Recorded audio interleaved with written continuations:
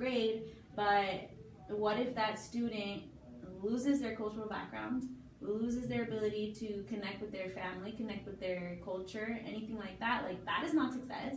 That's like the opposite of success in my view, and I feel like that's what's being valued here, is assimilation to like this type of academic success, and with like no consideration of cultural value. And sadly, that's what happens a lot of the times. You know, these students, you know, they're able to assimilate pretty much. They lose their heritage and they can't communicate with their families. Yeah, and it just, I mean, also like it kind of goes with the Rios and Marcus article, just about like what that does to like someone's sense of self and identity, and like when basically it forced to assimilate, and also like just basically told that like the dominant identities in the United States, so I mean like white, heterosexual, male, Eurocentric, etc., are like this is where I'm becoming aware that I'm being filmed, and it's making me kind of drone on. But yeah, I mean, it's just like the effects on someone's like psychological well-being and sense of self and identity. Yep. Sorry, I'm just reading what she's highlighting. It says involuntary minorities join gangs. All of them. It says in some cases. So it's an Join gangs. Yeah, they might include different ways of walking, talking, or dressing designed to signal identity in particular social groups. In some cases, involuntary minorities join gangs. Also, no, but it's only in involuntary minorities and gangs, I'm sure. Only. I mean, and the fact, like, not that, I mean, they just like pulled this out of nowhere. Like, I want to, where's their citations for that? Yeah, and I mean, it would be a whack citation even if it was cited, but I mean, they're not citing anything. And they're just like, you know, they tend to not value education. Like, how do you even say that about, like, a whole, like, numerous groups of people? Like, thousands of people. Yeah, like, So, let's say you're a teacher candidate and it's the textbook that you're using in your class, and you're not taking a critical lens because, you know, for some reason that's not developed, and you have that table on Ogbu's theory. Like, what does that do to you as a future teacher, and what message is that sending to those students? What does it do to the students? That's what I mean. Like, what is it doing to those students? Yeah. You want to know. I know. Like, if we were just like, oh yeah, they like, must not do that. And then, like, oh, that must, like, this student must be a voluntary or an involuntary. Yeah, I just feel like they'd end up categorizing all their students and then choosing which ones are going to be easy and then which ones they know they don't really have to teach because they're going to be problematic anyways. So we'll pass them on. It seems like in this field of study, I mean, you got to be really careful with those classifications because you can't just classify, like, someone to know the appropriate solution. I could just see like a new teacher looking at these categories and looking at the students and trying to like, oh, but they don't quite fit. What? And then just flip a coin to see which one it is. You know, like. Yeah. What about the Mexican origin categories for school success? There's something I want to read. It says. Which page? It's page 34. It says Matute Bianchi, Gandara and Contreras. It's all the way at the bottom. It's the last paragraph. Found it is not the new immigrants who are failing. It is the native-born Latinos who have lived in the United States and gone to school here and who have become long-term English learners who struggle most in schools. Why? So it goes to explain, Latino students typically experience a host of impediments to success in school. Any of these barriers is daunting. That's a weird sentence. But to be challenged simultaneously by multiple obstacles and a lack of social, psychological, and educational support at school and in the community does limit the potential of many Latino students. So this sounds a little bit like cultural deficit theory to me. But then doesn't it divide out the? It does it before that, I think. Oh, really? Doesn't it? It's weird that it just feels like they'll say something and then it seems like they'll employ like subtly the very same thing they're like trying to Like, I mean, even if they're, because I mean, there's definitely like an argument of at least cultural mismatch and probably cultural deficit in here. Mm-hmm. Like, I feel like that's pretty hard to argue with. So it's difficult. Like when they're saying stuff, it's like, okay, like, I mean, you're identifying these things that are real like problematic outlooks on students and learning, and then you just can't do it. Like, it's mystifying. And then, like, it goes even further into the Latinos. You know, it says the Mexican origin. So, because there's so many of us, we're gonna just divide them into more categories. And there's 5 categories. One is recent Mexican immigrants, which is those who have come from only 3 to 5 years. Mexican-oriented This one students. gets me. Mexican oriented. oriented. So they're more Mexican than American. And then Mexican American Oh my students. gosh. Oh my More gosh. American than Mexican. Mexico. Yeah. And then But- Chicanos. And then cholos. Cholos. Cholos. Cholos. So, That's so funny. These class. And then it says that these can all be applied to Latinos. I wonder which one my mom is. She must be a chola. She has to be. but, like, And these just people, listen they're to what it completely says about left, these too. categories. Like, Chicanos generally want to know about their history and culture. I don't, because I might identify as a Mexican immigrant, so I don't want to know about my history, you know? Yeah, what?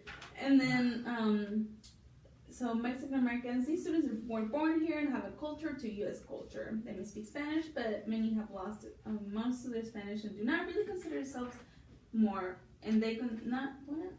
So, and do not really consider themselves more American than Mexican.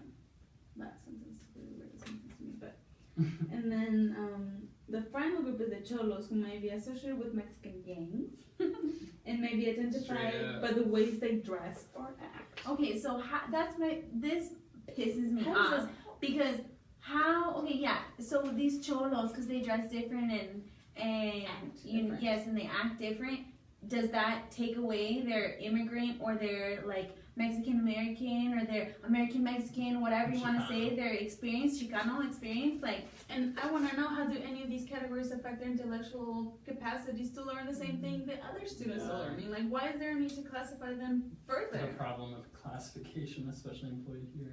My question is, how does this help the teacher I become don't a know. better teacher? I don't know. It just Other seems than like you're being making more, it more difficult. More classifications. yes, we need. I feel like we need to be having like a discussion and a conversation on how ELL teachers can employ like critical pedagogy in their classrooms Mhm. rather than employ classifications and look at these different blah blah blah blah blah to categorize your students.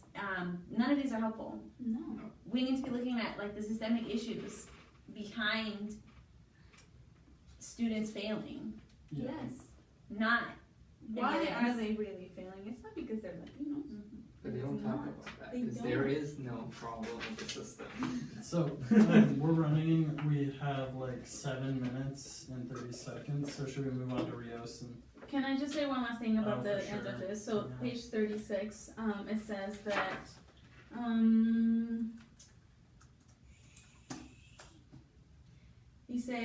it says an understanding of the various elements that influence student school performance can help teachers in several ways. So like this is like its justification for categorizing all these students. First, it can keep teachers from blaming themselves, the curriculum, or students' ability if students are not doing well. So let's just blame the kids. Yeah, don't blame yourself. Yeah! I think Or that we don't need to keep blame ourselves the- accountable. yeah, don't- you don't- know? Blame the curriculum. Gosh, I know. Like it's obvious. I think like for one thing, like never blame the student. But I mean, there's a way to like be accountable to yourself and be critical of your teaching and the curriculum. Like, what? I mean, it's not that the book is just like the most horrible ever. It does, provide some like helpful things. Like it starts to scratch at some issues, Yeah. but it falls into I a thought lot the of them at the context, same time. I think the context interaction model like was, I mean, it seemed like relatively valid. But then once again, they go and do like the exact thing they're saying not to. But like in terms of just like remembering that there's no single factor, and like paying attention. Yeah, but in their contextual interaction model, it like specifically describes the school setting as one of the factors, and yet And what then- you just yeah. read just said like, don't blame yourself as a teacher, don't blame your curriculum. It's things that are happening outside of the school. Yeah. Yeah. So that was it. I Alright. know. Should we move to the Rios now? Yeah. Sure. Oh, Because that first one of was all- super Yeah, it interesting. was. That was really it was good. really Shout out refreshing. to Dean Rios. Dean Woo! Rios. It was What a refreshing. boss. I mean, I've never read his Yeah, writing me neither. No, before. I didn't either. He's such a boss. I love him. I really do. It was really good. Yeah, I thought it was. I really liked how they, I guess, like tackled the existing arguments for multicultural education, like how some like were more valid than others, but that like there also were like implicit things to critique within them, especially like the what was it? Was it the deficit gap or the achievement gap or something? Achievement gap. Yeah, and then I mean like changing demographics and how Oh yeah. like kind of like Giselle said as well, like in her post, I mean, how those arguments can be very centered around white folks, especially in a cultural enrichment one. I feel like Western does that so much, like, Yeah. like, Wait, like wait, the say more. diversity Like, what do you rally, mean? like about Western. Yeah, but like the center around. Like for example, how the diversity rally was all like not really so much addressing, and I know like the people who organized it were like really good. It just means like one or two of the speakers, there's just kind of like, yay diversity, but let's not talk about like the implicit like racism and So like on the this song and campus. dance. Yeah, Of and kind diversity, of like but not. Yeah. we love it because it helps us learn about each other's cultures and like and learn how to do new dances and stuff like that, rather than like taking a look at actual power dynamics and racism. And so I thought that was a pretty good call out of that argument. Yeah. So I think like a really good, so drawing on that, one of my questions was, let's see, how can we decentralize white folk from conversations and centralize them around minorities?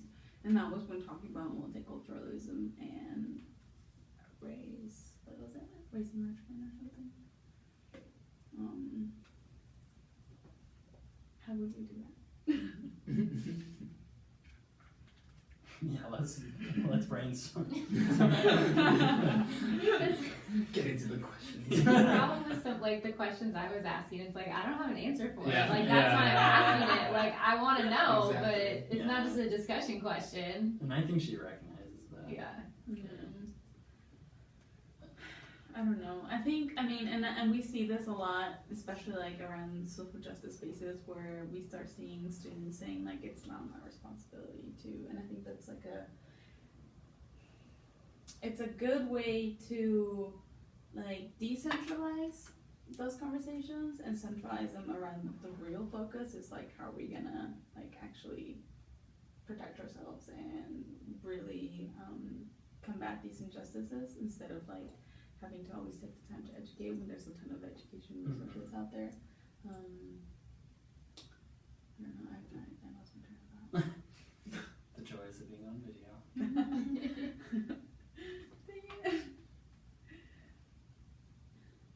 Yeah. What other questions were there? There are questions in the back, right? Yeah. I guess I can do it. something that I just wanted to bring up is like this is a very well written article that talks about all this support from the UN and like all the UNESCO declarations and everything, but it's like, what teeth does that have? Like Yeah. the I liked US your does question. not like recognize the Universal Declaration of Human Rights. Like our country does not recognize these things as influential in terms of laws and our practices as like the government practices. Yeah. And so it's like we can read this and be like, this is an awesome argument, but like our government doesn't recognize it. Yeah. I think someone else also said that too. No, it was her. Oh, gee. Yeah, I don't know. I think almost the United States government just kind of laughs at the UN sometimes, just like, good for you, you published this article, but we're not going to squat about it, like. I mean, all the people who like recognize the validity of what they're saying have to like work their butts off just keeping us in the UN and not like allow like fear mongering.